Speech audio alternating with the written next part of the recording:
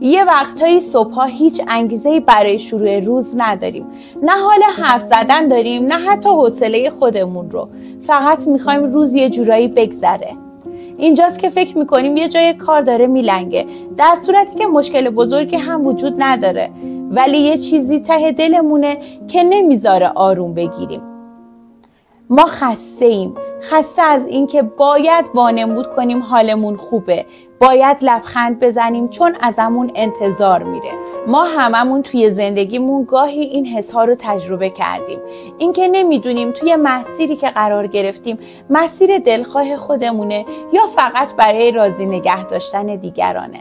اینجاست که باید به صدای درونمون گوش بدیم، همون صدایی که میگه اگه میخوای حالت خوب باشه از خودت شروع کن. ما باید یه چیزی رو درونمون بیدار کنیم. شاید اتفاق بزرگی نیفته یا معجزه رخ نده، ولی با بیدار نگه داشتن درونمون و آگاه کردن اون قدم‌های ساده و کوچیکی برای رسیدن به خودمون برمی‌داریم. برای خیلی هامون همین قدم ساده اسمش خودشناسیه.